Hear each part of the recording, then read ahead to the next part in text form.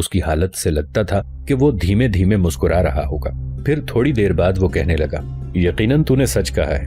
دیکھ، جن 3 راجکماروں نے راجکماری گنگا کے سوئمبر میں حصہ لیا تھا، وہ ان ویرانوں میں میری راہ روکے کھڑے ہوئے۔ انہیں اس بات کا دکھ تھا کہ میں نے انہیں راجکماری کا سوئمبر نہیں جیتنے دیا اور ہر مقابلہ میں نے جیت لیا، لہٰذا وہ میری جان کے در پہ ہوئے، مجھے قتل کرنا چاہتے تھے، پر تو نے دیکھا ہوگا کہ میں نے ان سب کا کام تمام کر دیا ہے۔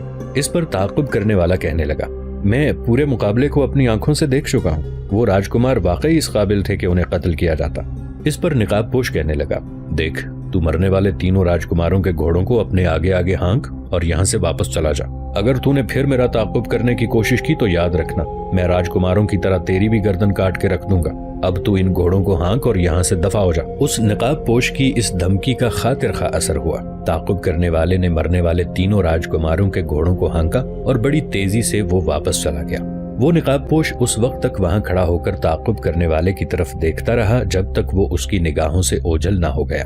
پھر اس نے اپنے گھوڑے کو ایڑ لگائی اور اسے جنوب مشرق کے رخ پر سرپٹ دوڑا دیا۔ روہتاس کا راجہ ہرکرشن اپنی رانیوں اور اپنی راجکماری گنگا کے ساتھ اپنے محل میں محو گفتگو تھا کہ اس کے محافظ کا سرکردہ اندر آیا اور راجہ کو مخاطب کر کے کہنے لگا، مہاراج، راجکماری گنگا نے محافظ دستے کے جس لشکری کو سوئمبر جیتنے والے نقاب پوش کے تعاقب میں روانہ کیا تھا وہ لوٹ آیا ہے اور راجکماری سے ملاقات کا خواہش مند ہے۔ محافظ دستے کے سرکردہ کے ان الفاظ پر راجکماری گنگا اپنی جگہ پر تڑپ کر اٹھ کھڑی ہوئی۔ راجہ بھی اپنی جگہ سے اٹھا اور کہنے لگا کہ ہم دونوں باپ بیٹی اس سے بات کرتے ہیں۔ اس کے ساتھ ہی راجہ ہرکرشن اور راجکماری گنگا ایک ساتھ اس کمرے سے باہر آئے۔ تھوڑے فاصلے پر وہ لشکری اپنے گھوڑے کی باگ تھامے کھڑا تھا اور اس کے پیچھے مرنے والے تینوں راجکماروں کے گھوڑے کھڑے تھے۔ راجکماری اس کے قریب آئی اور بڑی بے چینی میں پوچھا تو اس نقاب پوش کا تعاقب کیا، وہ کون ہے، اس کا نام کیا ہے، کدھر گیا ہے؟ اس پر وہ لشکری اپنی گردن جھکاتے ہوئے کہنے لگا، راجکماری، مجھے افسوس ہے کہ میں اس کا تعاقب نہیں کر سکا۔ اس پر راجکماری گنگا نے انتہائی تعجب میں پوچھا، لیکن کیوں تم اس کا تعاقب نہیں کر سکے؟ لشکری نے جواب دیا، راجکماری، میں اس نقاب پوش کا تعاقب کیے ہوئے تھا۔ یہاں سے 8-10 میل دور جس وقت وہ نقاب پوش اجنبی جنوب مشرق کے رخ پر اپنے گھوڑے کو سرپٹ دوڑائے ہوئے تھا، میں اس کے تعاقب میں تھا۔ درختوں کے جھنڈ سے ایک ساتھ سوئمبر میں حصہ لینے والے راجکمار یعنی رائے سین کا راجکمار سامل داس، میواڑ کا راجکمار سورج مل اور کالنجر کا راجکمار سورداس نمودار ہوئے اور اس اجنبی نقاب پوش کی راہ روک کے کھڑے ہو گئے۔ اتنی دیر تک میں تعاقب کرتا ہوا وہاں پہنچ گیا اور درختوں میں چھپ کر یہ سارا منظر دیکھنے کی کوشش کرنے لگا۔ اس نقاب پوش نے جب تینوں راجکماروں سے راہ روکنے کی وجہ پوچھی تو انہوں نے کہا چونکہ اس نے ان تینوں کو راجکماری گنگا کا سوئمبر نہیں جیتنے دیا تھا اور ان کی شکست کا باعث بنا ہے، لہٰذا وہ اسے زندہ نہیں چھوڑیں گے۔ ان تینوں نے اس اجنبی سے اس کا نام اور اس سرزمین کا نام پوچھا جس سے اس کا تعلق ہے، لیکن اس نے انہیں کچھ بتانے سے انکار کر دیا۔ پھر جس وقت تینوں راجکمار اس نقاب پوش پر حملہ آور ہونے کے لیے پر تول رہے تھے، راجکماری وہ اجنبی خونی انقلاب برپا کر گیا۔ وہ انتہائی تیز، انتہائی چوکس اور تیغزنی کا ماہر انسان ہے۔ پلک جھپکتے میں اس نے اپنا ایک خنجر نکالا اور رائے سین کے راجکمار سامل داس کے سینے میں پیوست کر دیا۔ اس وقت دونوں دوسرے راجکمار اپنے مرنے والے راجکمار ساتھی کی طرف دیکھ رہے تھے۔ نقاب پوش نے اپنے گھوڑے کو ایڑ لگائی اور اس نے زور و شور سے حملہ آور ہو کر کالنجر کے راجکمار سورداس کی گردن کاٹ دی۔ یہ صورتحال دیکھتے ہوئے میواڑ کا راجکمار سورج مل بھاگ کھڑا ہوا، لیکن نقاب پوش نے بڑی خونخاری سے اس کا تعاقب کیا، پشت کی طرف سے اس پر تلوار برسائی اور پیٹھ تک اسے کاٹ کر رکھ دیا۔ یوں اس نے تینوں راجکماروں کا خاتمہ کر دیا۔ میری بدقسمتی کہ اس اجنبی نقاب پوش نے مجھے درختوں کے جھنڈ میں چھپتے ہوئے دیکھ لیا تھا، لہٰذا وہ میری طرف آیا۔ اس نے اپنی کمان سنبھالی اور اس پر تیر چڑھایا اور مجھے دھمکی دی کہ میں جھنڈ سے باہر آؤں ورنہ وہ مجھے اپنے تیروں کا نشانہ بنائے گا۔ سوئمبر کے دوران میں اس کا نشانہ دیکھ چکا تھا، وہ بلا کے بے خطا نشانے کا مالک ہے، لہٰذا میں چپ چاپ باہر آ گیا۔ اس نے جب مجھ سے تعاقب کرنے کی وجہ پوچھی تو میں نے سچ سچ بتا دیا کہ راجکماری گنگا نے مجھے تمہارے تعاقب میں لگایا تھا تاکہ یہ جانا جا سکے کہ تمہارا نام کیا ہے، تمہارا کن سرزمینوں سے تعلق ہے۔ اس پر میرے سچ بولنے پر شاید وہ خوش ہوا اور مجھے اس نے حکم دیا کہ مرنے والے تینوں راجکماروں کے گھوڑوں کو لے کر میں واپس چلا جاؤں۔ لہٰذا اس کا کہا مانتے ہوئے میں واپس لوٹ آیا اور میرے پیچھے یہ جو 3 گھوڑے کھڑے ہیں یہ مرنے والے تینوں راجکماروں کے ہیں۔ بس راجکماری، میں یہی کہنا چاہتا تھا۔ یہاں تک کہنے کے بعد تعقب کرنے والا لشکری جب خاموش ہوا تب راجکماری بیچاری بڑی افسردہ اور اداس ہو گئی۔ تاہم تھوڑی دیر تک اس نے اپنے آپ کو سنبھالا اور تعقب کرنے والے لشکری سے کہا کہ اب تم جا کر آرام کرو، تم فکر مند مت ہو، جو کام تمہیں سونپا گیا تھا وہ تم نے پورا کر دیا ہے۔ راجکماری کا یہ رد عمل دیکھتے ہوئے وہ لشکری خوشی خوشی وہاں سے چلا گیا۔ اس کے جانے کے بعد راجکماری گنگا نے اپنے باپ راجہ ہرکرشن کی طرف دیکھتے ہوئے کہنا شروع کیا، پتا جی خبر نہیں یہ نقاب پوش کیسا انسان تھا، بلاغ کا تیغ زن ہے، لاجواب قسم کا تیر انداز ہے۔ اس نے میرا سوئمبر بھی جیتا اور مجھے کوئی اہمیت بھی نہیں تھی، اور جاتے ہوئے یہ بھی کہہ گیا کہ وہ مجھے ناپسند کرتا ہے۔ پتا جی آخر یہ کون شخص ہے جو اپنے آپ کو اس قدر اہمیت دیتا ہے اور اپنے آپ کے مقابلے میں مجھے اس قدر کمتر خیال کرتا ہے؟ پتا جی میں یوں ہی ہاتھ پر ہاتھ رکھ کر نہیں بیٹھوں گی، میں ہر صورت ہر حال میں جاننے کی کوشش کروں گی کہ یہ نقاب پوش کون ہے۔ میرے سوئمبر کے دوسرے حصے میں خانہ بدوشوں کے قبیلے کا سردار فدائی خان اس نقاب پوش کے ساتھ آیا تھا۔ پتا جی آپ کسی طریقے سے فدائی خان کو تلاش کریں اور اسے میرے پاس لائیں تاکہ میں اس سے پوچھوں کہ نقاب چہرے پر ڈال کر سوئمبر جیتنے والا وہ جوان کون تھا۔ پتا جی چونکہ وہ تینوں بار میرا سوئمبر جیت چکا ہے لہٰذا میں ہر صورت میں اسے حاصل کرنے کی کوشش کروں گی۔ ویسے تو رواج اور ریت یہ ہے کہ راجکمار یا کھشتری راجکماریوں کو حاصل کرنے کی کوشش کرتے ہیں، لیکن میرے معاملے میں سارے پانسے الٹے پڑ رہے ہیں۔ میرا سوئمبر جیتنے کے بعد اس نے مجھ سے ناپسندیدگی کا اظہار کیا، اب میں اپنی ضد اور ہٹ دھرمی کو نہیں چھوڑوں گی، ہر صورت میں سوئمبر جیتنے والے کو حاصل کروں گی۔ یہاں تک کہنے کے بعد راجکماری گنگا جب خاموش ہوئی تب راجہ ہرکرشن نے بڑی نرمی بڑی شفقت میں کہا، دیکھ میری پتری تو فکر مند مت ہو، میں خانہ بدوش قبیلے کے سردار فدائی خان کو تلاش کرنے کی کوشش کروں گا، اگر وہ مجھے ملا تو تمہارے سامنے پیش کر دوں گا تاکہ تم اس سے پوچھ سکو کہ نقاب اوڑھ کر تمہارا سوئمبر جیتنے والا جوان کون ہے۔ ہرکرشن کا یہ جواب سن کر راجکماری گنگا خوش ہو گئی۔ پھر دونوں باپ بیٹی محل کے اس کمرے کی طرف چلے گئے جہاں وہ پہلے بیٹھے ہوئے تھے۔ ادھر شیر شاہ سوری کے ہاتھوں شکست کھانے کے بعد بنگال کا حکمران سلطان محمود اپنے مرکزی شہر گوڈ کی طرف بھاگا تھا۔ گوڈ پہنچ کر اسے یہ خبریں ملیں کہ دریائے گنگا کے کنارے اسے شکست دینے کے بعد شیر شاہ سوری اب سلطان محمود کی ایک اور مضبوط چوکی تیلیا گڑھی پر قبضہ کرنے کا ارادہ رکھتا ہے۔ سلطان محمود ہر صورت ہر حال میں تیلیا گڑھی کا دفاع کرنا چاہتا تھا، اس لیے کہ تیلیا گڑھی کا مقام اور قلعہ اگر شیر شاہ سوری کے قبضے میں چلا جاتا تو پھر بنگال میں کہیں بھی سلطان محمود کے قدم نہ جم سکتے۔ دریائے گنگا کے کنارے شیر شاہ سوری کے ہاتھوں شکست کھانے کے بعد حاکم بنگال سلطان محمود نے یہ اندازہ تو لگا لیا تھا کہ وہ اکیلا شیر شاہ سوری کا مقابلہ نہیں کر سکتا اور نہ اس کے سامنے بنگال کا دفاع کر سکتا ہے، لہذا شیر شاہ سوری کی یلغار کو روکنے کے لیے اسے کسی سے مدد مانگنا ہوگی یا کسی کو اپنا اتحادی بنانا ہوگا۔ اس مقصد کے لیے سلطان محمود کے سامنے صرف دو ہی راستے تھے، پہلا یہ کہ وہ شیر شاہ سوری کے خلاف ہندوستان کے شہنشاہ ہمایوں سے مدد طلب کرے۔ ہمایوں چونکہ ان دنوں اپنی پوری قوت صرف کرتے ہوئے گجرات کے حکمران بہادر خان کے خلاف برسر پیکار تھا اور جگہ جگہ دونوں کے درمیان جنگیں ہو رہی تھیں، لہٰذا حاکم بنگال سلطان محمود نے یہ ٹھان لی کہ اس موقع پر اگر وہ ہمایوں کو اپنی مدد کے لیے پکارتا ہے تو ہمایوں اس حالت میں نہیں کہ گجرات کے حاکم بہادر شاہ کی مہم کو ادھورا چھوڑ کر وہ شیر شاہ سوری کے خلاف حرکت میں آئے، لہٰذا ہمایوں کو مدد کے لیے پکارنے کا عمل سلطان محمود نے ترک کر دیا۔ دوسری بڑی قوت جسے حاکم بنگال سلطان محمود شیر شاہ سوری کے خلاف اپنا اتحادی بنا سکتا تھا وہ گوا کے پرتگالی تھے، جو ہندوستان کے اندر ان دنوں بہت بڑی قوت رکھتے تھے۔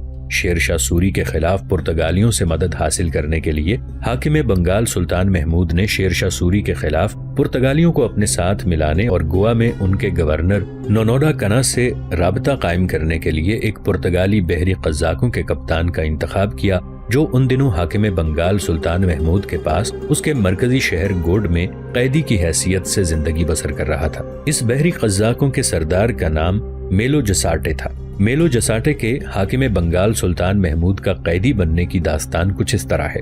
گوا کے پرتگالی بہت عرصہ پہلے سے بنگال کی پوشیدہ دولت کی راز افشانی کے لیے متواتر کوششیں کرتے رہے تھے۔ وہ چاہتے تھے کہ مشرقی بنگال کے 7 گاؤں یعنی موجودہ ضلع ہگلی اور چٹاگونگ کی بندرگاہ پر تسلط کر لیں۔ 7 گاؤں تک پہنچنا تو آسان تھا مگر وہ بہت دور اندر کی طرف واقع تھا، جبکہ چٹاگونگ سمندر کے کنارے تھا۔ اپنے اس مقصد کو حاصل کرنے کے لیے گوا میں پرتگالیوں کے گورنر نونوڈا کنہا نے اپنے بحری قزاقوں کے کپتان میلو جساٹے کو اس مقصد سے ایک پروانہ دیا کہ وہ چٹاگونگ کی بندرگاہ کی طرف جائے اور بنگال میں اپنے لیے فوائد حاصل کرنے کی کوشش کرے۔ اس مقصد کے لیے بحری قزاقوں کے کپتان میلو جساٹے کو ایک مضبوط بحری بیڑا بھی مہیا کیا گیا۔ میلو جساٹے کی بدقسمتی کہ جب وہ اس مہم پر روانہ ہوا تو وہ ایک سمندری طوفان کی زد میں آ گیا اور اس کا بحری بیڑا تتر بتر ہو گیا اور اس کا اپنا بحری جہاز اراکان کے سمندری کنارے پر جا لگا۔ میلو جساٹے ایک چھوٹے سے جہاز میں چٹاگونگ کے کنارے تک پہنچ گیا، لیکن وہ دریائے کرنچالی کو جس کے دہانے پر یہ بندرگاہ واقع ہے پہچان نہ سکا، اور اس کی ایک خاص وجہ یہ تھی کہ خلیج بنگال میں اس مقام پر 50 میل کے اندر 3 دریا آ کر ملتے ہیں، ایک کرنفالی، دوسرا سامکھا، تیسرا مت مہری۔ بحری قزاقوں کے کپتان میلو جساٹے اور اس کے ساتھی پرتگالیوں نے سمندر سے کچھ مچھیروں کو گرفتار کر لیا جو کہ اپنی ناؤ میں مچھلیاں پکڑ رہے تھے۔ ان کی مدد سے وہ اپنے جہاز کو چٹاگونگ کی طرف لے گئے۔ مچھیرے اس جہاز کو مت مہری دریا کے دہانے پر لے آئے۔ اس وقت سمندر جوار پر تھا۔ پرتگالی جہاز چکریا تک پہنچ گیا۔ یہ چھوٹا سا قصبہ مسلمانوں کی آمد سے پہلے ارکان کے راجہ کی ملکیت میں تھا۔ مت مہری دریا تنگ اور اتھلا ہے۔ جب دریا کے جزر کا وقت آیا تو پرتگالی جہاز اس میں پھنس گیا۔ چکریا کے گورنر خدا بخش نے میلو جساٹے اور اس کے دیگر ملاحوں کو گرفتار کر لیا اور بحری ڈاکو سمجھ کر قید خانے میں ڈال دیا۔ میلو جساٹے کی سرکردگی میں پرتگالیوں نے ایک بار قید خانے سے فرار ہونے کی کوشش کی، لیکن وہ ناکام رہے۔ اس کا نتیجہ یہ ہوا کہ ان کو اور بھی اندر لے جا کر قید کر دیا گیا۔ اسی دوران میلو جساٹے کے ساتھ ایک حادثہ بھی پیش آیا۔ اس کا ایک خوبصورت بھتیجا بھی اس کے ساتھ تھا۔ انہی دنوں ان کو اوہام پرست ہندوؤں نے بطور قربانی اس کو دریا کی نظر کر دیا، کیونکہ یہ قربانی سفید بھیڑ کی دی جاتی تھی۔ وہ لڑکا بھی سرخ و سفید اور خوبصورت تھا، لہٰذا ہندوؤں نے اس کی قربانی دے ڈالی۔ چکریا کے گورنر خدا بخش خان نے کچھ عرصے میلو جساٹے کو اپنے یہاں رکھا، پھر 1530 میں 1500 پاؤنڈ جرمانہ کر کے اس نے میلو جساٹے اور اس کے ساتھیوں کو رہا کر دیا۔ اس طرح میلو جساٹے قید سے رہا ہونے کے بعد گوا چلا گیا۔ 1533 میں گوا کے پرتگالی گورنر نونوڈا کنہا نے میلو جساٹے کو دوبارہ اپنا نمائندہ بنا کر چٹاگونگ بھیجا تاکہ وہ بنگال کے حاکم سلطان محمود سے اس کے مرکزی شہر گوڈ میں ایک کارخانہ قائم کرنے اور تجارتی رعایتیں حاصل کرنے کے متعلق بات چیت کرے اور ساتھ ہی ساتھ ان کے ساتھ پرامن طریقے سے تجارت کی اجازت بھی لے۔ اپنے گورنر کا حکم پا کر میلو جساٹے پھر بحری بیڑا لے کر روانہ ہوا۔ اس دفعہ چٹاگونگ کے مسلمان گورنر نے بڑی گرم جوشی سے میلو جساٹے کا استقبال کیا، لیکن میلو جساٹے کمینہ اور ذلیل انسان تھا۔ اس نے اس استقبال کا غلط فائدہ اٹھایا، اپنا کمینہ پن دکھایا اور اس نے اپنے مال کو بلا چنگی دیے چوری سے اندر لانا شروع کر دیا اور اپنے جارحانہ اور غیر منصفانہ رویے سے چٹاگونگ کے لوگوں کو اپنے خلاف کر لیا۔ اسی دوران میلو جساٹے کی ایک اور بدبخت کی ابتدا ہوئی، اور وہ اس طرح کے حاکم بنگال کو خوش کرنے کے لیے اس نے اس کی طرف بیش قیمت تحائف روانہ کیے۔ ان تحائف میں کچھ خوشبودار پانی کی بوتلیں بھی تھیں، اور پانی کی یہ بوتلیں بحری قزاقوں کے کپتان میلو جساٹے نے ایک مسلمان جہاز کو لوٹ کر حاصل کی تھیں، اور ان بوتلوں پر جو مسلمانوں نے کاغذ چسپاں کیے تھے وہ ویسے کے ویسے ہی تھے۔ یہ تحائف حاکم بنگال سلطان محمود کی خدمت میں پیش کیے گئے تو اس پر ظاہر ہو گیا کہ یہ سارے تحائف مسلمانوں کے جہاز کو لوٹ کر حاصل کیے گئے ہیں۔ اس بات سے حاکم بنگال سلطان محمود سخت برہم اور ناراض ہوا۔ اس نے میلو جساٹے کے سفیر اور اس کے ساتھیوں کو قتل کرنے کا حکم دے دیا، لیکن بعد میں ایک شخص کے سفارش کرنے پر انہیں گوڈ کے قید خانے میں ڈال دیا گیا۔ اس کے ساتھ ہی ساتھ حاکم بنگال سلطان محمود سے چٹاگونگ کے اپنے گورنر خدا بخش خان کو حکم جاری کیا کہ میلو جساٹے اور اس کے دیگر ساتھیوں کو بھی فوراً گرفتار کر لیا جائے۔ چنانچہ چٹاگونگ کے مسلم گورنر نے میلو جساٹے اور اس کے ساتھیوں کو دعوت پر مدعو کیا۔ دعوت کے دوران ہی میلو جساٹے اور اس کے ساتھیوں کو خبر ہو گئی کہ انہیں گرفتار کیا جانا ہے، لہٰذا وہ جنگ پر آمادہ ہو گئے۔ اس جنگ میں میلو جساٹے کے مزید 10 ساتھی مارے گئے۔ باقی ماندہ کو گرفتار کر کے خدا بخش خان نے حاکم بنگال سلطان محمود کے پاس اس کے مرکزی شہر گوڈ کی طرف روانہ کر دیا۔ میلو جساٹے گوڈ پہنچا تو حاکم بنگال سلطان محمود نے اسے قید میں ڈال دیا۔ میلو جساٹے اور اس کے ساتھیوں کی گرفتاری کی خبر گوا میں پرتگالی گورنر نونوڈا کنہا کو پہنچی تو اس نے 1-2 بار بحری بیڑا بھیج کر میلو جساٹے اور اس کے ساتھیوں کو رہائی دلانے کی کوشش کی، لیکن ہر بار اس کے بحری بیڑے کو شکست اور ناکامی کا منہ دیکھنا پڑا۔ لہٰذا میلو جساٹے ابھی تک حاکم بنگال سلطان محمود کی قید میں تھا، اور اب اسی بحری قزاقوں کے کپتان میلو جساٹے کے ذریعے وہ چاہتا تھا کہ گوا کے پرتگالی گورنر نونوڈا کنہا سے بات شروع کرے اور شیر شاہ سوری کے خلاف اسے اپنا اتحادی بنا کر بنگال کا دفاع کرے۔ اپنے اس مقصد کو حاصل کرنے کے لیے حاکم بنگال سلطان محمود جب دریائے گنگا کے کنارے شیر شاہ سوری کے ہاتھوں شکست کھانے کے بعد اپنے مرکزی شہر گوڈ پہنچا تو وہاں پہنچنے کے دوسرے ہی روز اس نے قید خانے سے پرتگالی بحری قزاقوں کے کپتان میلو جسارٹے کو طلب کیا۔ میلو جسارٹے جب سلطان محمود کی خدمت میں حاضر ہوا تو سلطان محمود نے اپنی جگہ سے اٹھ کر اس کا بڑا والہانہ استقبال کیا، بیٹھنے کو اسے اپنے پہلو میں جگہ دی۔ کچھ دیر تک سلطان محمود خاموشی سے میلو جسارٹے کی طرف دیکھتا رہا، پھر کہنے لگا، دیکھ جسارٹے، کیا تو جانتا ہے میں نے تمہیں اپنے پاس کیوں طلب کیا ہے؟ اس پر جسارٹے نے حیرت اور امید کے ملے جلے جذبات میں سلطان محمود کی طرف دیکھا اور جواب دیا، میں نہیں جانتا کہ حاکم بنگال نے مجھے قید خانے سے نکال کر اپنے پاس کیوں بلایا ہے، تاہم میں آپ کو یقین دلاتا ہوں کہ اگر آپ کو میری کسی خدمت کی ضرورت آن پڑی ہے تو میں آپ کو مایوس نہیں کروں گا۔ میلو جسارٹے کے اس جواب پر سلطان محمود کے چہرے پر ہلکی سی مسکراہٹ پھیلی، پھر وہ اپنے مقصد کی طرف آیا۔ دیکھ جسارٹے، میں تمہیں قید سے رہا کرنے کا فیصلہ کر چکا ہوں، تمہارے ساتھ جو ساتھی ہیں وہ بھی رہا کر دیے جائیں گے، پر ساتھ ہی تمہیں میرا ایک کام بھی کرنا ہوگا۔ اس پر میلو جسارٹے کے چہرے پر خوشیاں ہی خوشیاں بکھر گئیں، پھر وہ بڑی بے چینی سے اپنی جگہ پر پہلو بدلتے ہوئے کہنے لگا، سب سے پہلے تو میں حاکم بنگال کا شکر گزار ہوں کہ وہ مجھے اور میرے ساتھیوں کی رہائی کا ارادہ کر چکے ہیں۔ اس کے بعد میں یہ پوچھوں گا کہ آپ مجھ پر کیا شرط عائد کرنا چاہتے ہیں؟ اس پر سلطان محمود کہنے لگا، دیکھ جسارٹے، شاید قید خانے میں تجھے یہ خبریں مل چکی ہوں گی کہ شیر شاہ سوری بہار پر قبضہ کرنے کے بعد بنگال پر حملہ آور ہو رہا ہے۔ ایک بار وہ دریائے گنگا کے کنارے شکست دے چکا ہے، میرے شہر سورج گڑھ اور سب سے اہم ترین قلعے مونگیر پر قبضہ کر چکا ہے۔ اب جو خبریں پہنچ رہی ہیں ان کے مطابق شیر شاہ سوری چند دن تک میرے دوسرے اہم ترین مورچے تیلیا گڑھی پر حملہ آور ہوگا، اور اگر شیر شاہ سوری نے تیلیا گڑھی بھی فتح کر لیا اور اس پر قبضہ کر لیا تو پھر مجھے خطرہ لاحق ہو جائے گا کہ وہ پورے بنگال پر چھا جائے گا اور کوئی اس کی راہ روکنے والا نہیں ہوگا۔ میں چاہتا ہوں تم پرتگالی شیر شاہ سوری کی راہ روکنے کے لیے میرا ساتھ دو۔ یہاں تک کہنے کے بعد حاکم بنگال سلطان محمود جب خاموش ہوا تب پرتگالی بحری قزاق میلو جسارٹے نے کہا، میں حاکم بنگال کو یقین دلاتا ہوں کہ ہم آپ کے ساتھ مل کر یقیناً شیر شاہ سوری کی راہ روکیں گے۔ حاکم بنگال، میں آپ کو یہ بھی یقین دلاتا ہوں کہ گوا میں اس قدر پرتگالی لشکر اور بحری بیڑا ہے جسے اگر شیر شاہ سوری کے خلاف استعمال کیا جائے تو دنوں کے اندر شیر شاہ سوری کو بنگال ہی سے نہیں بہار سے بھی باہر نکالا جا سکتا ہے، اور اس سلسلے میں میں آپ کی پوری مدد کروں گا۔ آپ ایسا کریں کہ میرے ساتھیوں کو واپس گوا بھیجیں، میں انہیں پوری بات سمجھا دوں گا۔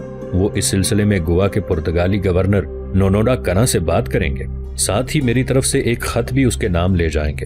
یہ خط ملتے ہی میں آپ کو یقین دلاتا ہوں کہ نونوڈا کہنا نہ صرف بحری بیڑا روانہ کرے گا بلکہ اس بحری بیڑے میں ایک بہت بڑا لشکر بھی شیر شاہ سوری کے خلاف آپ کی مدد کرنے کے لیے روانہ کرے گا، اور اس لشکر کی مدد سے ہم ہر حالت میں شیر شاہ سوری کی راہ روکیں گے۔